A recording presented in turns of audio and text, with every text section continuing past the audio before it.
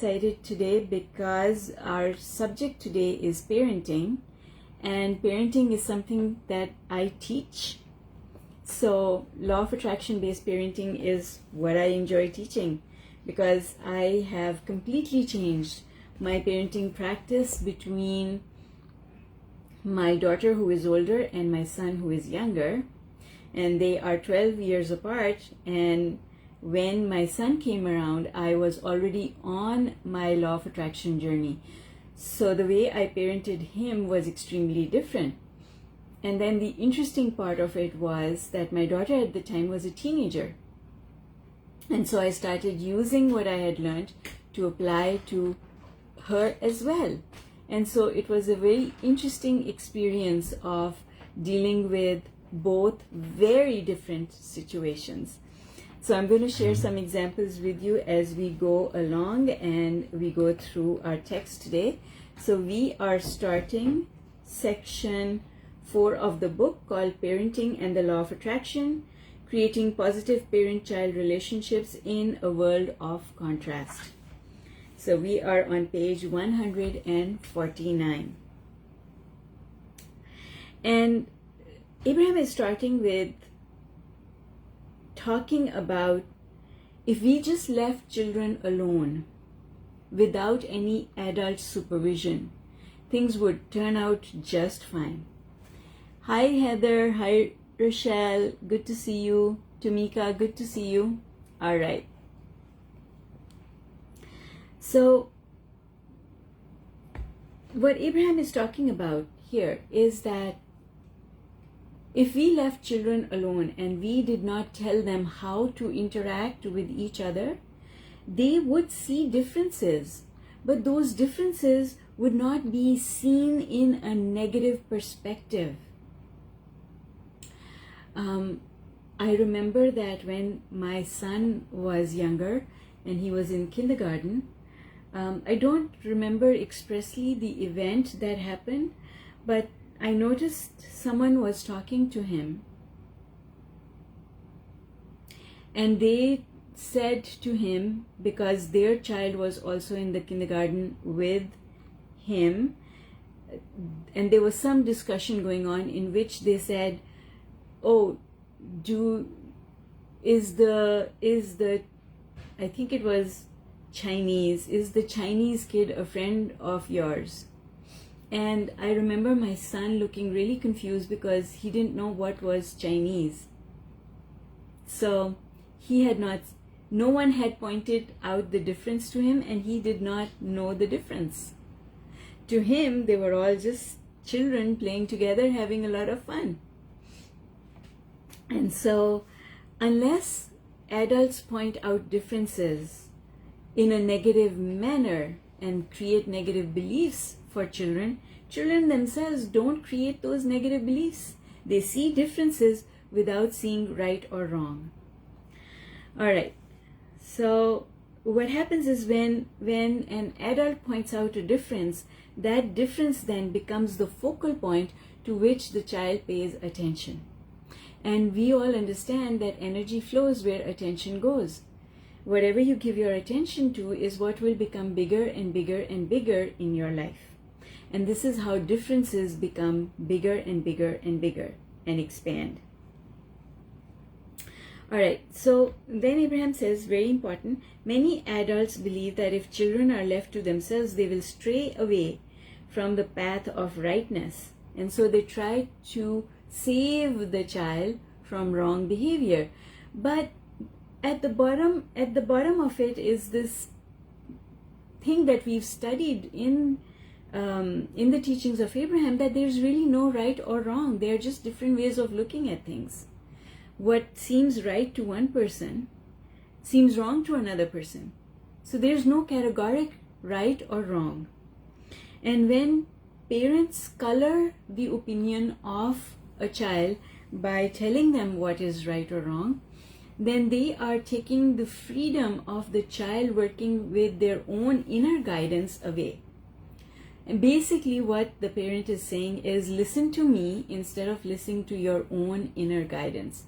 And this is how children get trained away from listening to their inner guidance. Whereas, in order for a child to live a successful, happy, and satisfying life, the only way that that can happen is by listening to their inner guidance rather than listening to their parents. Do not replace inner guidance with the guidance coming from any external source.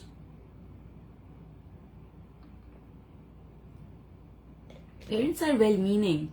They mean well. But they have to allow the child to create their own experiences. Because if you did something and you got a certain result, that result that you got has to do with where you were emotionally, what beliefs you had, and your momentum of thinking. If your child does not have the same beliefs, the same momentum, and the same emotion, then the child's results are going to look nothing like yours. So it doesn't mean that if something turned out one way for me, that it has to turn out exactly the same way for my child. And that is the primary reason why we should just leave our children alone. There is no reason for us to give our belief systems to our children, and there is no need for us to think that what happened to us will also happen to them. There's absolutely no need for it. All right, let's keep going. So Abraham says, the breakdown of every relationship, the reason for every dissatisfaction, the cause of every illness or failure stems directly from this incredible misunderstanding that you never intended to be guided by the approval or disapproval of others, but by the harmony or disharmony of energies between you and your source. And this is why you never intended it. It was never meant to be that way. But think about it. The reason history perpetuates itself is because we tell people things will work out this way. And I find that happening right now in the economy, because people saying that there will be a slowdown in the economy or a recession is what will cause a recession. Because when you start talking about it, imagine what's going to happen. People start thinking about a recession. They cut back on business, especially cut back on things that they were planning to do because they expect that there will be a recession and therefore less demand. And the fact that they cut back is what leads to the recession. So talk of recession will cause a recession. Talk of something going wrong will cause that thing going wrong. And I often use this example where I explain that when you tell your child, oh, be careful, you might fall, then you have pointed the attention of the child on falling. And then the child falls and you say, I told you so. But in reality, you pointed your attention there. Then you told your child to point their attention there. Of course it's going to happen, because that's how law of attraction works. Now, one of the interesting things that Abraham is saying here on page 150 is suddenly removing worrisome adult supervision from the experience of the children would not immediately restore them to their natural state of well-being. Why? Why? Well, because they've already got some negative beliefs going on now that they have accepted. Once somebody says something to you and you accept it, it becomes yours. And now it's your belief, and unless you work on that belief and you tell yourself that you don't want to believe that anymore, then it's going to be active inside you, and your reality is going to reflect that belief system. But then Abraham also goes on to say, because children have practiced their resistant thoughts for a shorter period of time, they don't have as much momentum on these negative thoughts or negative beliefs. So helping them to shift and find their connection with their own inner being is relatively easier than someone who is much older, has a lot more negative beliefs and a lot more momentum on those negative beliefs going on. So for children, it is easier to return back to their internal connection. If they have been trained out of it, it's easier for them to still find it compared to an adult. So then the next question that Jerry is asking Abraham, what is a child's relationship with other children without adults? And so Abraham is saying, well, parents seem to think that adult supervision is necessary, because if there is no adult supervision, something will go wrong. But in reality, children have guidance. They have internal guidance, and their internal guidance will always tell them if something is going to be harmful for them. So they always have their inner being to guide them. And what Abraham is saying is, when you go into a food buffet, you don't feel threatened by foods that you don't want to eat. You don't feel that those foods are going to jump onto your plate automatically. You understand that nothing can jump onto your plate unless you serve it. And so if you just simply leave children alone, they will look at the buffet, and from that buffet they will choose what they want. And that connection always happens from where children are on the emotional scale.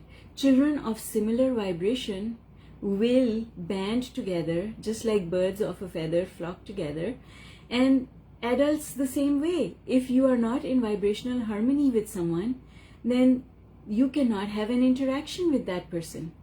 Children behave the same way. Children with like intentions, like vibration, will create an interaction, and that interaction will be a happy, favorable interaction.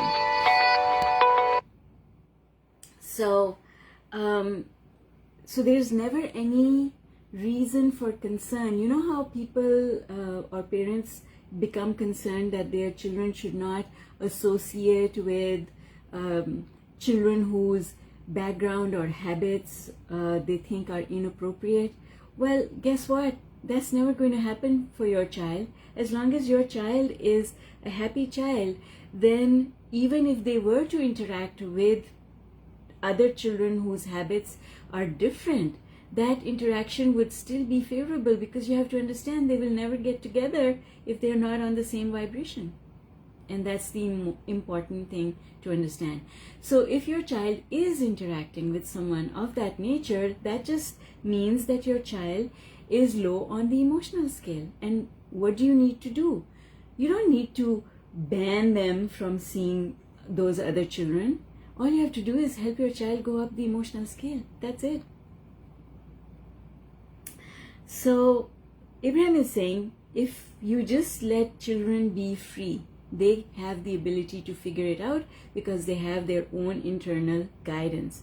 And then they're saying, many people would argue that they have never seen such an environment in which children are just allowed to do whatever they want. And they would be right. And others would argue that such an environment is highly unlikely, and we would agree with them also, because it is an extremely rare child who is afforded the freedom to make his or her own choices without the deliberate influence from adults.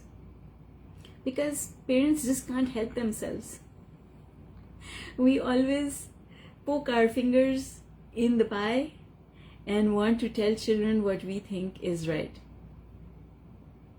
But children have the ability to make their own extremely wise decisions without our interference. And so what Abraham is saying is, if you don't interfere, then your child will always find a way to see the best in people. And if you can raise a child who always finds the best in people, then you will be doing your child a very big favor, and yourself a favor as well, because you won't worry about your child, right? So the next question that Jerry asks is, from your perspective, Jerry says, what is the primary or natural role of a father in the progression of the lifetime of his child?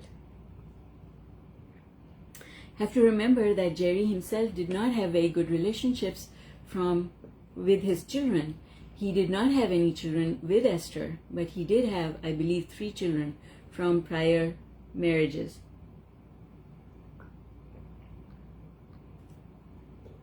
And for the most part, did not have a good relationship with his children.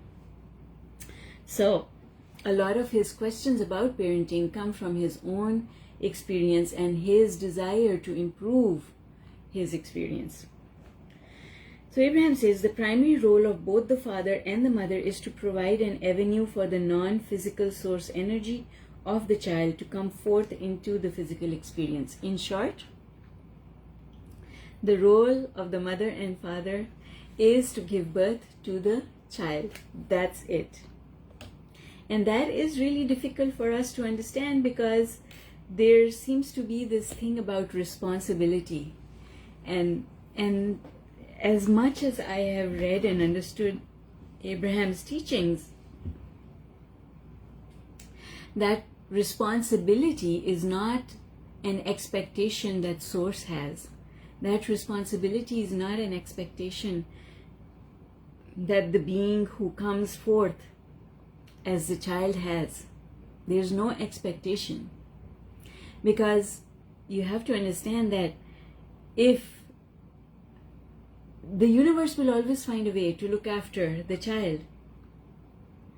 So that is why children who are abandoned still flourish. Because the universe always finds a way to bring someone else to look after the child. So parents are not responsible. Yes, parents want to, because children are a source of joy. So parents want to look after their children. But it should not be out of a sense of responsibility. Instead, it should be out of a sense of love. So Abraham is saying parental influences are not as important as your society believes that they are. At its best, parenting provides a stable environment in the early days of adapting to this new life, in this new environment, and in this new body. At its worst, parenting hinders the child's ability to make choices and know freedom. And so, often parental influence is not of advantage to the child. Parents often have developed negative expectations about life, and so the influence that they offer to the child is also negative. Just because they've come across negative things in their life, now they go into this protective mode of wanting to protect the child. And protection comes from a place of fear. Fear is pretty damn low on the emotional scale. All right. So then Jerry says, what is your perspective of a perfect parent? And Abraham says, the best thing that a parent could do for a child is to understand that this child, while very small and dependent, seemingly at first, is really a powerful creator who has come into this physical environment with great eagerness, purpose, and ability. Don't see the child as helpless. Oh, no, don't do that. Don't do that to your child. Because the child has wisdom. Because the child is non-resistant, has direct access to source and answers from source and information from source, which is way more valuable than any influence that you could provide. And so leaving the child alone is really the best thing that you can do for the child. Allow the child to use their own internal guidance system, because then you will not be creating a dependency between yourself and the child. There does not need to be any dependency between you and the child. So then Abraham says that children did not have the intention to be born into feathered nests. They did not come. They did not come into the physical environment in order to experience everything being perfect. They came to experience contrast. They came to stir the pot, as Abraham says. And so they did not come looking for perfection. And a lot of times, parents get hung up on trying to create the perfect environment for the child, decorating the nursery, child-proofing the home. We all were born into homes that were not child-proofed. At least my generation, I think, was born into homes that were not child-proof. And there would be an argument that, oh, that leads to accidents happening. And I have to say to you, if you leave your child alone, your child's inner guidance will prevent any accidents from happening. Because that inner guidance is always there with the child, whereas the parent is not always there with the child. And aren't there so many mothers and fathers as well who make their life miserable because they feel that they have to watch the child all the time? They can't let the child out of their sight because they are so afraid of something going wrong.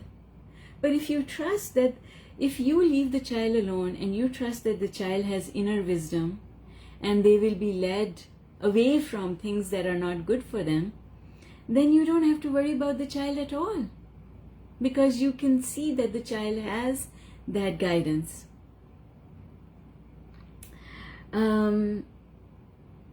Where was I? Page 152.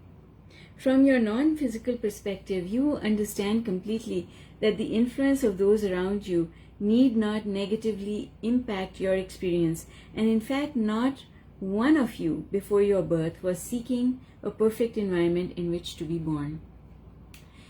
And I was not very long ago coaching a client who was experiencing financial stress and was exasperating that stress by sending their child to private school. You know why they were sending their child to private school? Because they believed that because of the color of their skin, that their child would receive discrimination in the public school system. So they insisted on, above everything, no matter the fact that I don't have food to put on the table, but my child is going to go to private school. And so what were they doing? They were trying to prevent the child from the contrast of discrimination based on the color of their skin. Why? Why? Your child is not going to be any worse off from experiencing it, because your child did not come into the world asking for a perfect environment. That contrast is what is going to lead to the birthing of desire. And that birthing of desire and closing the gap and accomplishing that desire is a very good thing. So most parents do want the very best for their children, and you have many varying opinions about what is the best thing to provide for your children. But from our perspective and from the perspective of your child before coming forth into this physical body, the best thing that you can offer your child is a clear example of someone who strives to align with source within you and to demonstrate through the clarity of your own personal example your effective utilization of your own emotional guidance system. And you see, that's the thing. In every action that we take, in every decision that we make, if we could demonstrate to our children that we are following our internal guidance system and teach the child to also make decisions from that place of listening to their own guidance, now we would really be doing our child a favor.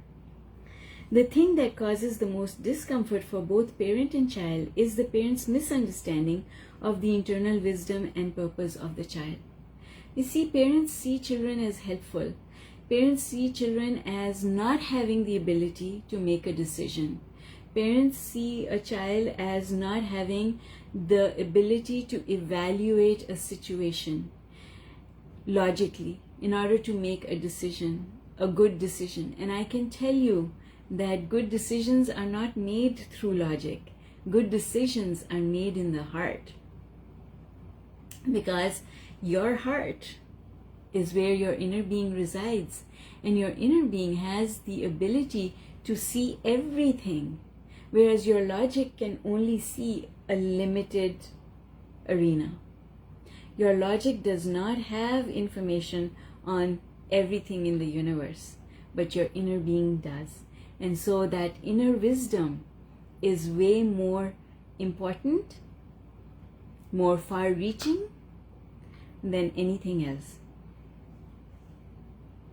So then Abraham says, if a parent sees a world filled with threatening, dangerous, unpleasant things and feels protective and guarded in the face of those things, he is then out of alignment with his true understanding and power.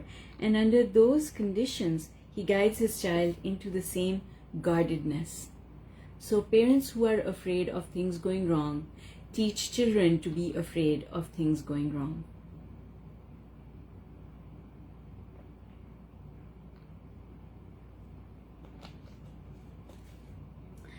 All right. And then Abraham goes on to say that the reason why so many people blame their parents for their failures or unhappiness is because they were trained by their parents to look to them for guidance and support. So parents always tell children that they're right and the child should listen to them because they know better. And the child, if the child accepts that premise, then the child starts adopting the parents' belief system. So when a parent interferes with the natural process of rockets of desire coming forth from the child by convincing the child that what the child feels is unimportant, and that you should, that the child should ignore their emotions and instead listen to the parent. Now the parent is training the child out of listening to their own inner guidance. And in the long term, that does not go well because you are creating a dependency. Now the child depends on your opinion in order to make their decisions. Whereas your opinion is based on your belief system and your living of life. And whatever has happened to you does not need to happen to the child the same way. So, I'll give you an example from my own life. Some of you know, and maybe some of you don't know, is that my background, my professional background is in the financial industry. I have been a broker, a stockbroker, an stock analyst, and a financial advisor for a very long time. And I have observed a father and his two sons on two occasions, not just one occasion, on two occasions, maybe more than two occasions, but I can think of two just now, is where the father was one of my colleagues and built a very successful financial practice, helping clients achieve their financial goals, having a fabulous reputation, knowing his stuff, guiding clients towards success. Now, as any parent would want, these fathers wanted their two boys, each one of these fathers had two sons, and they wanted these two sons to enter the business as a way for the parents to be able to retire from the business, so hand over the business to the children.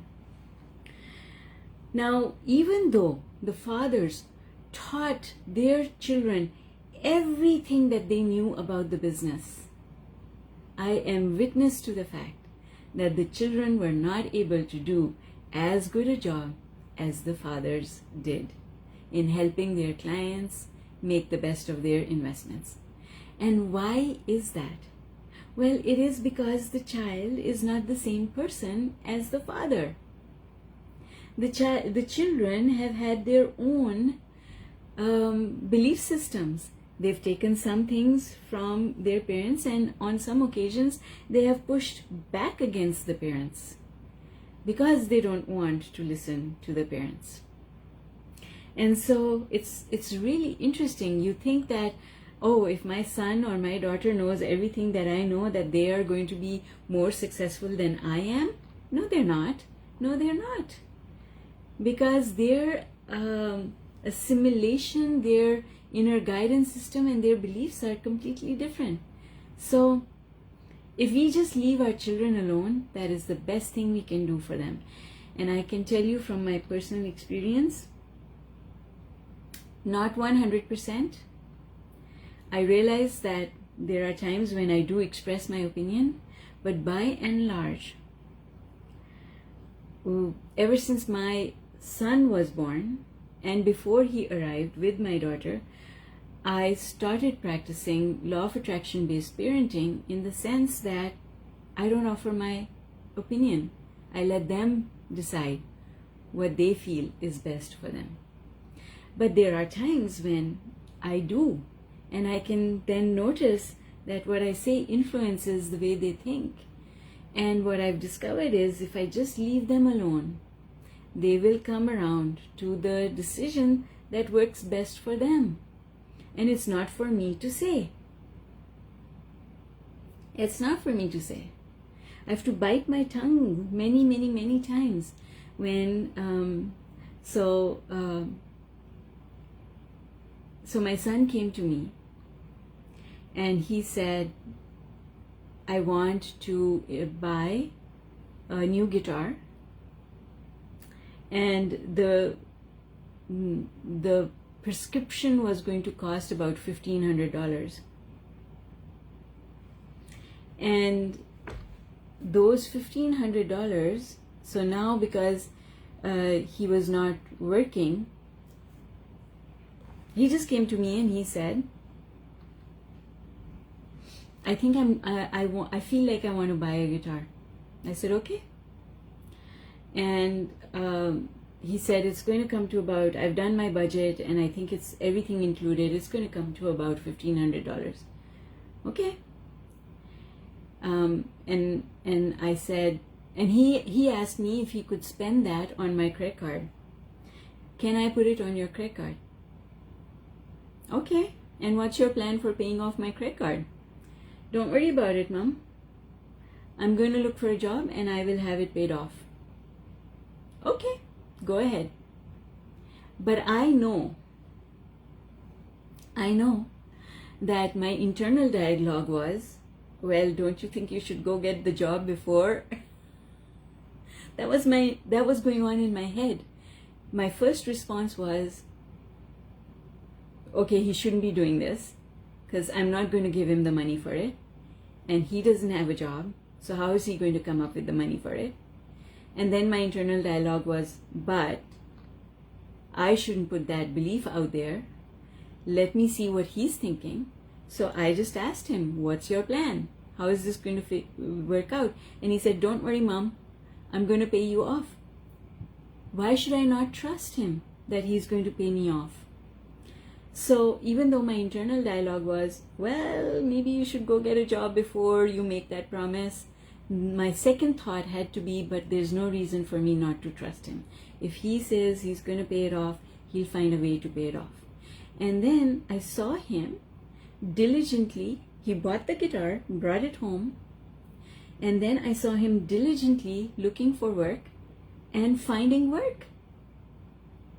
And he kept saying, I'm not going to work a minimum, I want a better job than minimum wage. And what do you know? He found a job with a marketing company, whereas previously he had been working at McDonald's. And so I let him figure it out, even though my internal dialogue was different. In the past, I would have immediately told him, no, Faris, you can't do that. No, I'm not going to pay for this guitar. You save the money first and then you go buy your guitar. And that would have led to him throwing a tantrum and me being upset as well, and me thinking that I was right. But now, ever since I have learned parenting based on law of attraction, I've realized that that's not the best way to go about it. And so now I'm able to look back at this event that happened with a lot of pride and a lot of good job, Zara, and a lot of establishment of even more trust that he can figure it out. And he can. And so Lena is asking, what if they ask for my opinion? Lena, if they ask for my opinion, I always throw it back at them. What do you think you should do? And I ask them how their plan, I ask them to extend the plan and tell me how this is going to work out. What do they think? How is this going to work out? That's all. That's exactly what I did with my son when he came to me and he asked me that he wants to buy a guitar. I said, okay, what's your plan? How is this going to work out? How do you plan to pay me back? Right? What's the plan? Have you thought about it? That's all. That's all. I just guide them towards, I ask them questions so that they can go within to come up with the answer. I don't offer an opinion. When they ask me for an opinion, there have been times when they ask me for my opinion, and now, so in the past I was different, I would give my opinion, but now I always tell them, the way I think about it does not have to work that way for you because you're a different person. It's about what you want. It's about how you see things, not about how I see things and what I think. Because what I think is based on my life experience. Doesn't have to apply to you. Right? So I try to put it back to them and ask them what they think is good for them, which is really helpful, I think, in getting them to utilize their own guidance system. For example, if my son or my daughter was to come and say to me, I want to spend money on this, what should I do? Well, if that's what you want, if that's what makes you happy, you've thought about it, go ahead. Why are you asking me? You see, if they are coming to me to ask me for advice, that means that there's something that is causing uncertainty for them. And if I can help them sort out that uncertain part, then I've done my job. So I will just ask them why they're not sure. What's making you not sure about taking this action that you want to take?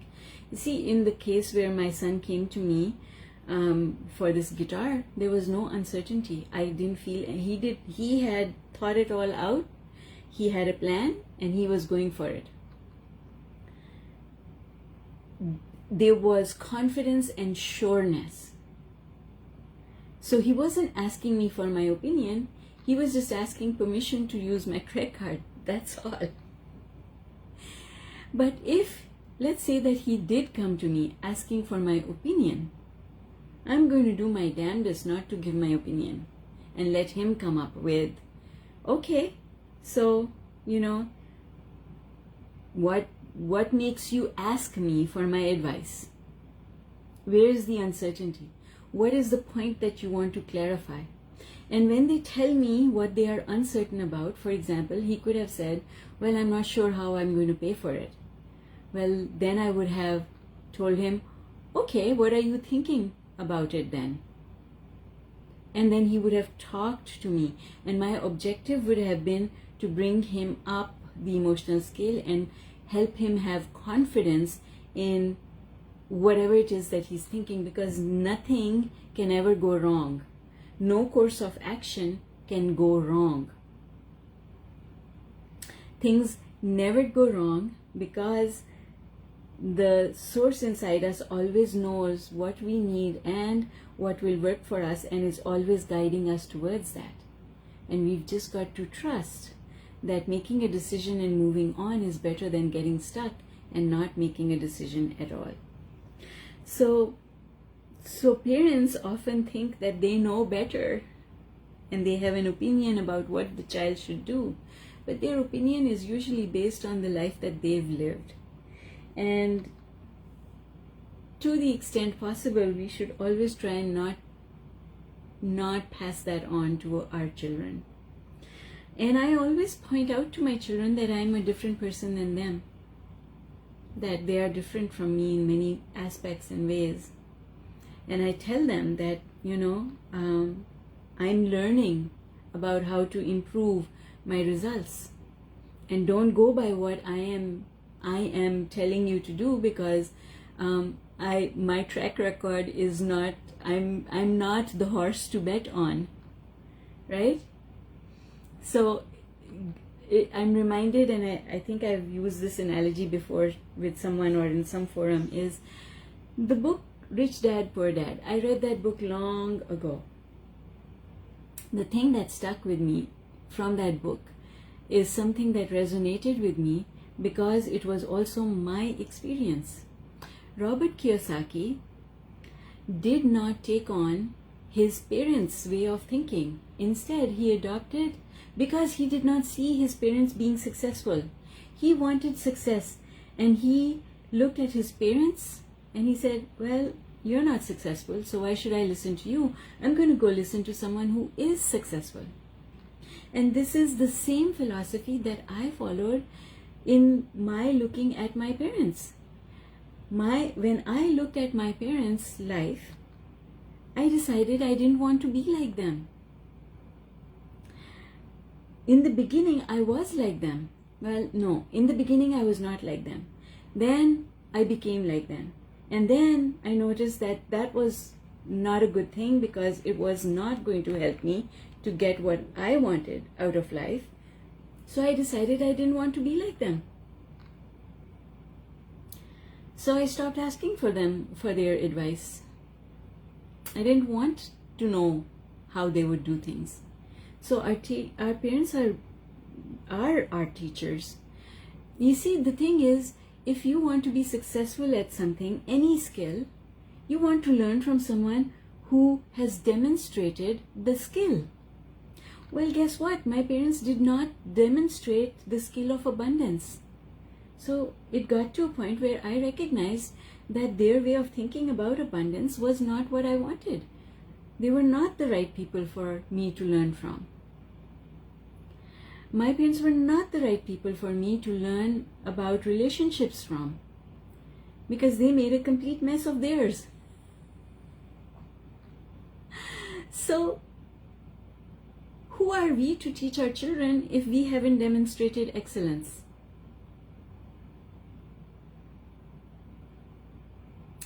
The parent who has had many failed relationships is now advising their child on how to manage their own relationship is not qualified to offer advice, because they haven't demonstrated it. So you see, we should learn from those people who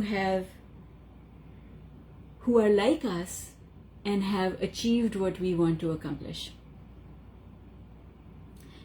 And those people are not necessarily our parents. Do I want to learn to cook from my mother? Absolutely, because she was a phenomenal cook. So yes, I have learned to cook from my mother. And she always said that the reason she was a fabulous cook was because love was part of her recipe. And she always said that nobody could copy her recipes because they were not adding love. And so I learned to cook from my mother. And one of the ingredients in my recipes is love and fun.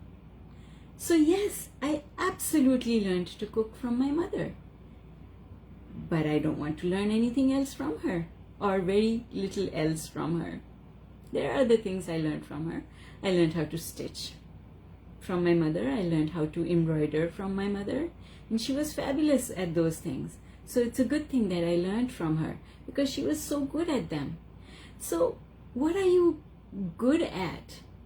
You know, my father was really good at woodworking and things around the house. I learned those things from him. Good for me. I learned some important things from my father about how to deal with other people, with loved ones.